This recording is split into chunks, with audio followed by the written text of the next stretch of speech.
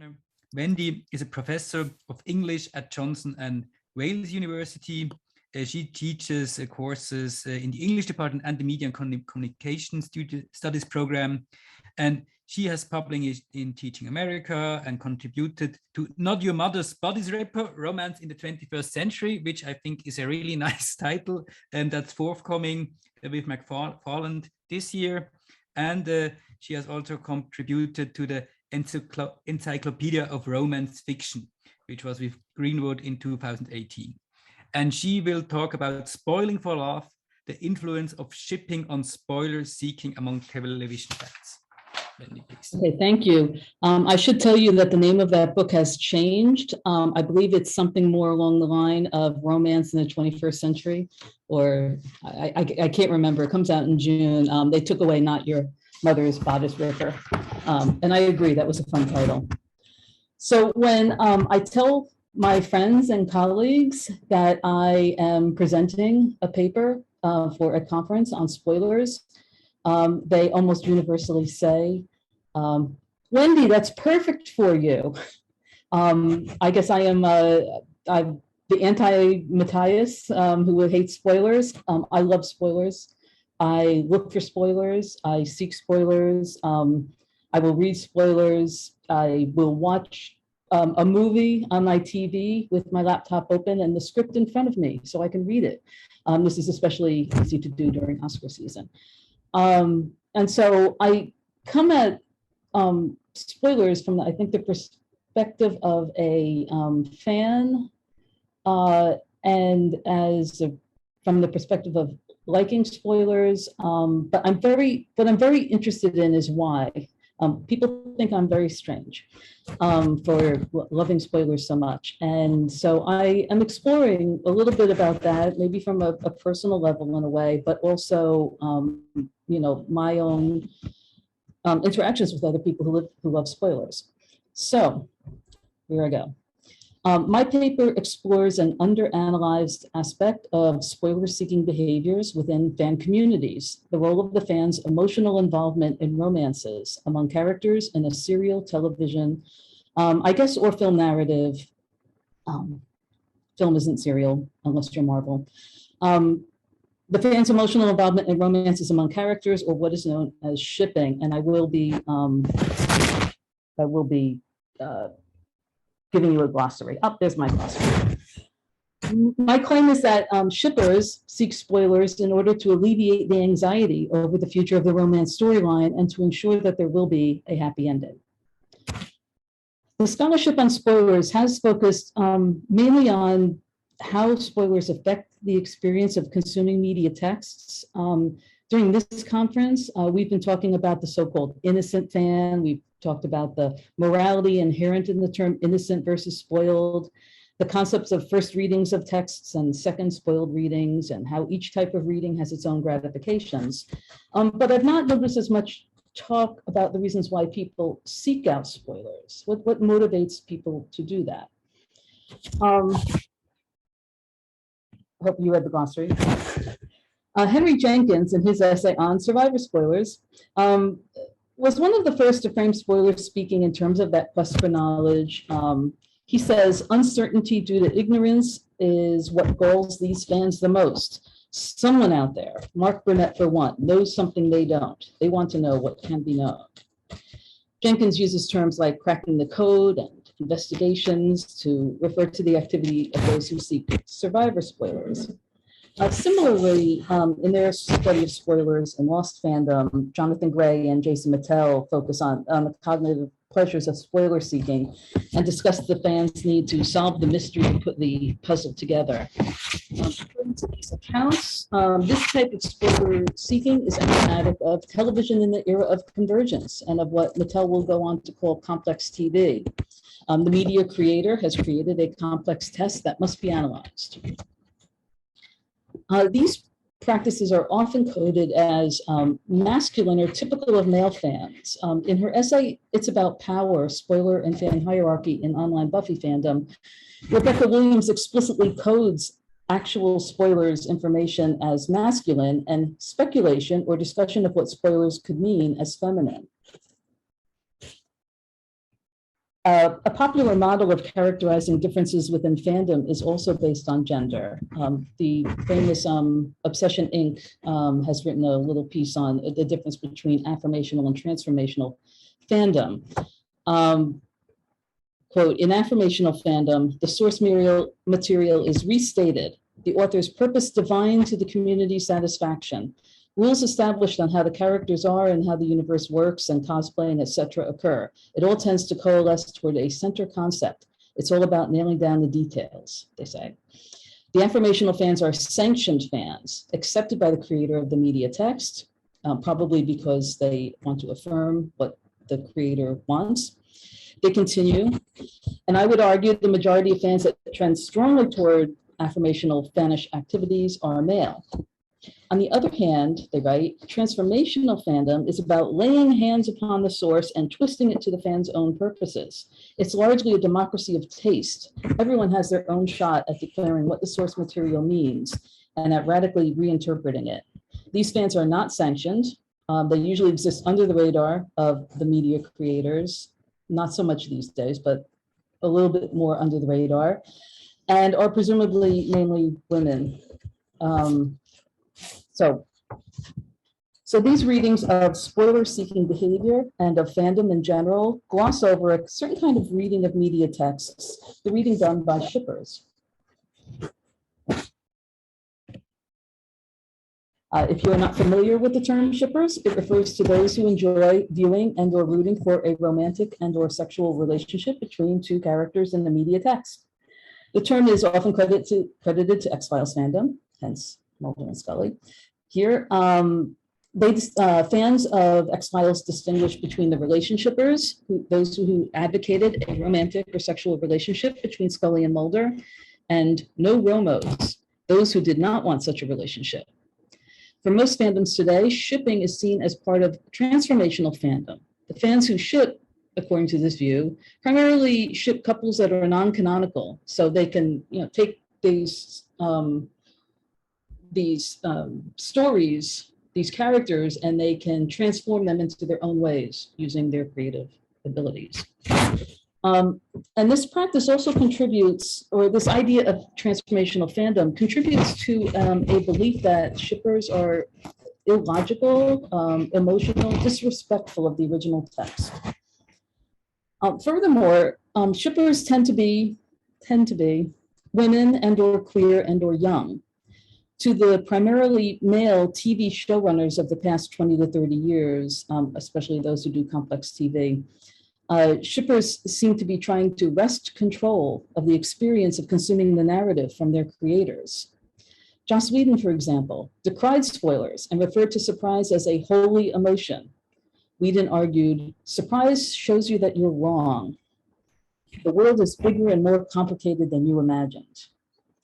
Whedon's words are kind of beautiful, but on the other hand, the economic context of his words is that the television industry relies on surprise and plot twists in order to intensify consumer engagement and ensure that viewers keep coming back for more every week. Shippers, especially those who seek spoilers, challenge that. So why are shippers more emotionally engaged with romance plots than non-shipping fans are with other aspects of the narrative?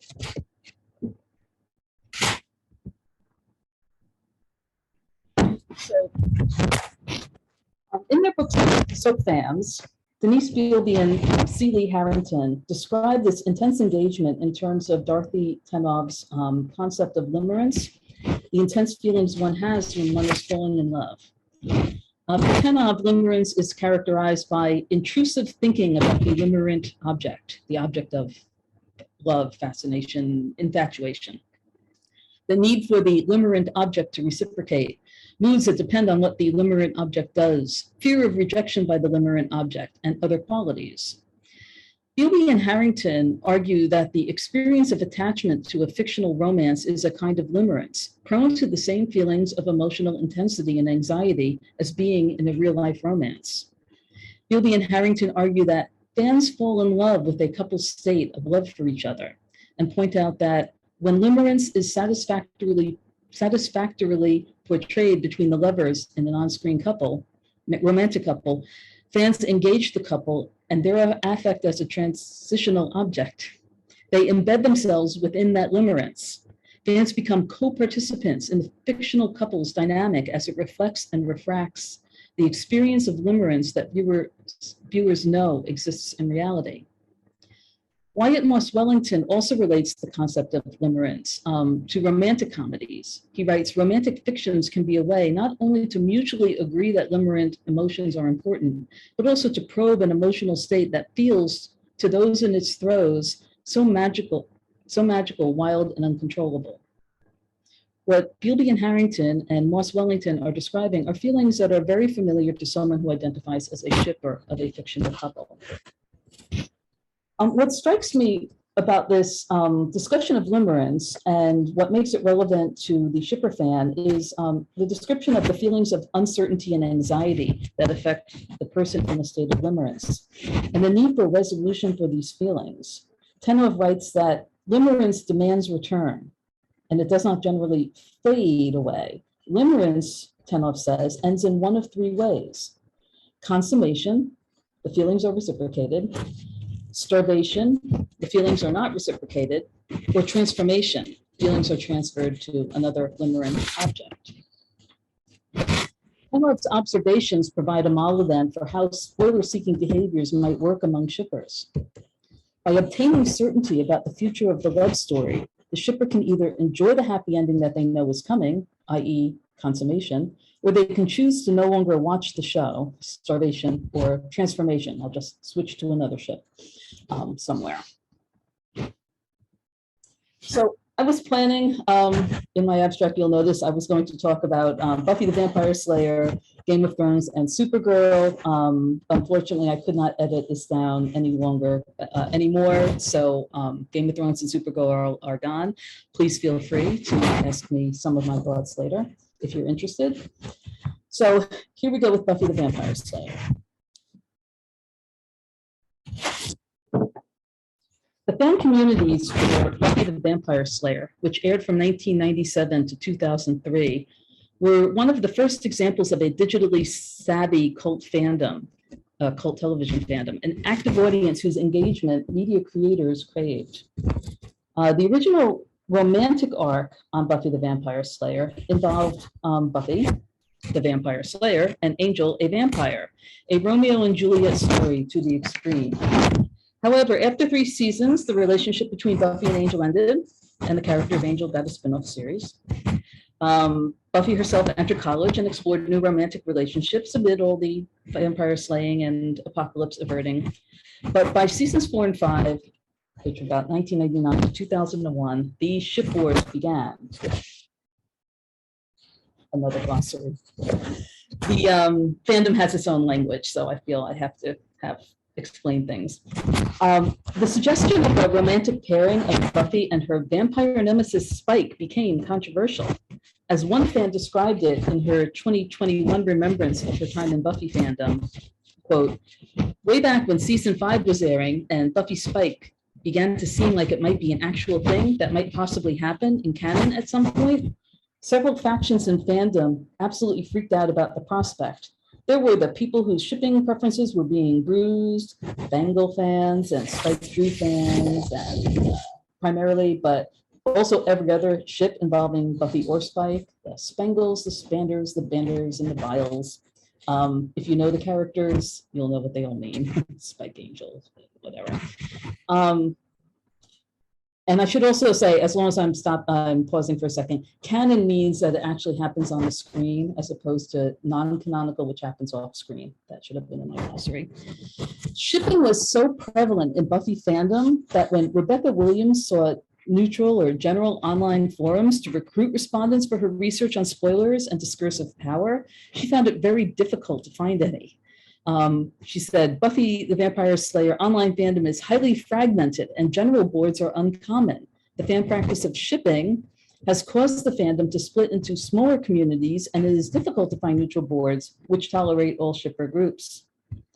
Buffy fan Rahira also describes the importance of spoilers to shippers as follows. Fan groups would camp out on their private boards and snipe at each other.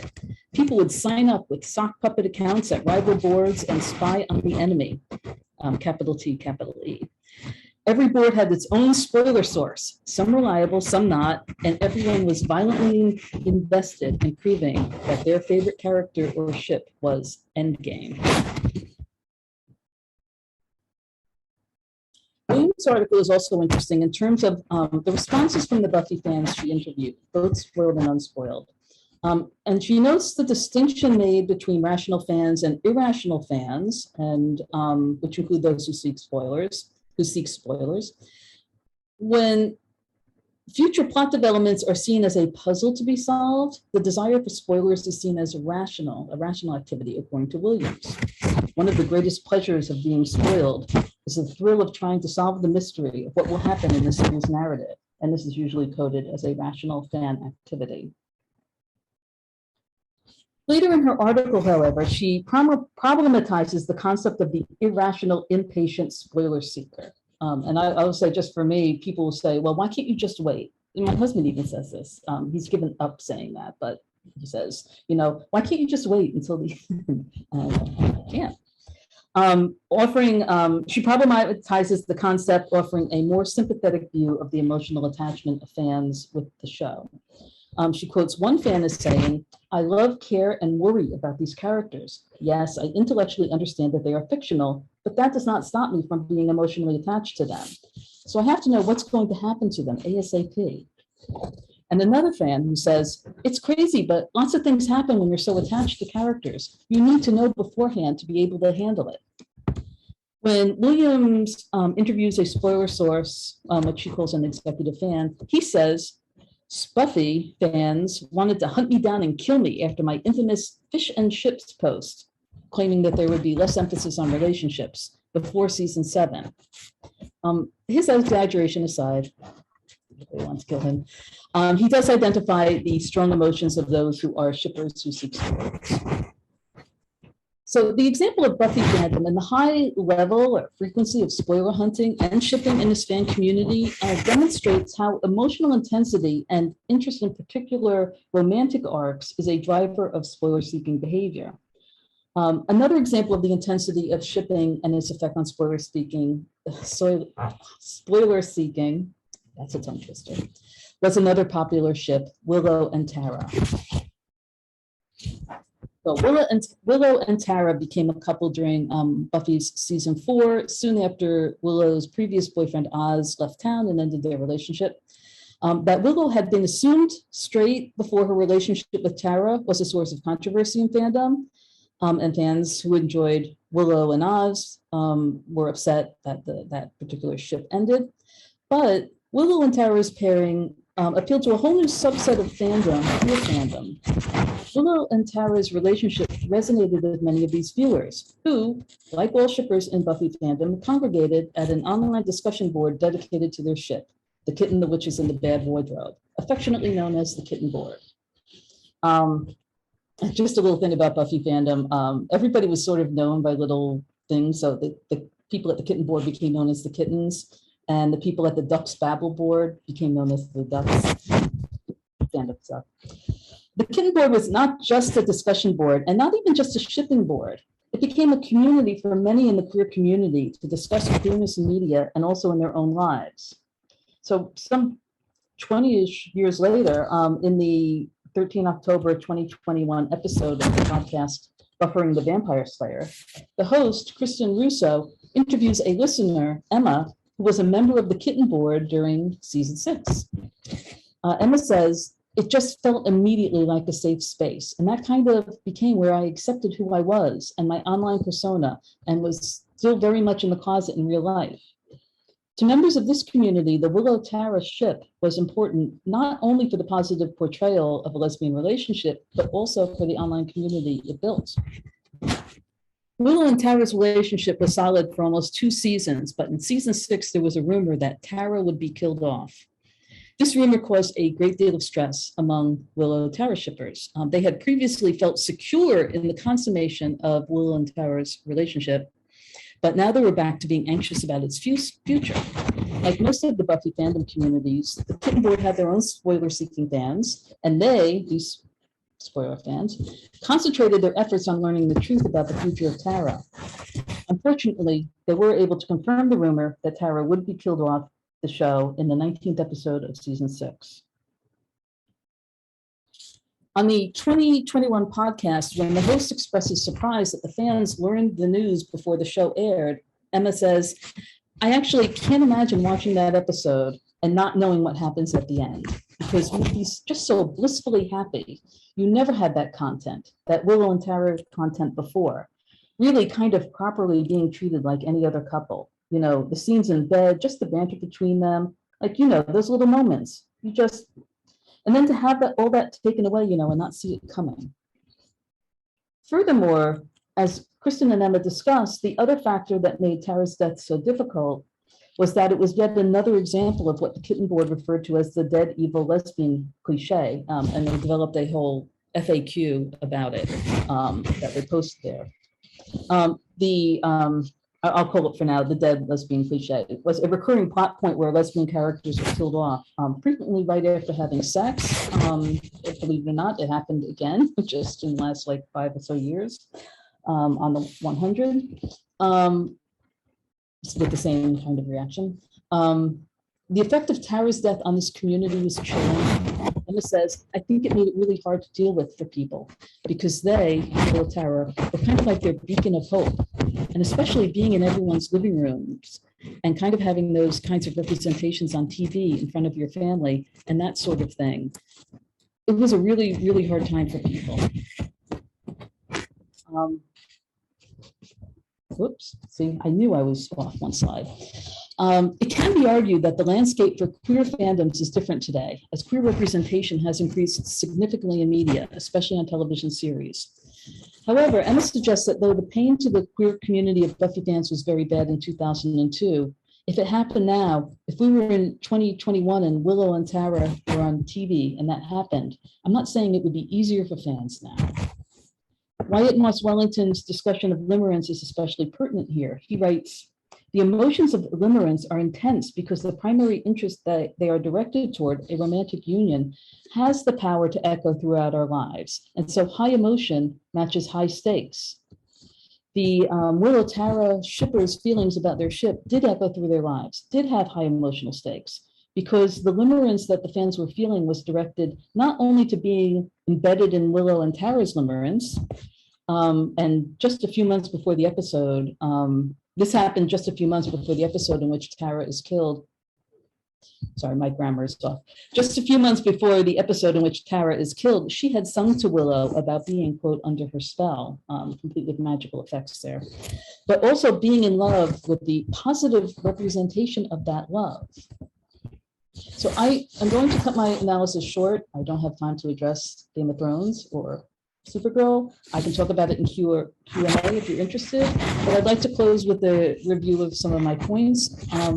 Shippers are often derided in fandoms for their emotional intensity, described as crazy or toxic, and blamed for everything that goes wrong on a television show. I should have put up a meme that goes, "Shippers ruin everything," frequently said in fandoms. While non-shipping fans see them as having unwarranted influence over showrunners, it can be argued that what shippers are doing is falling in love with love and experiencing the anxiety and uncertainty that go with that love.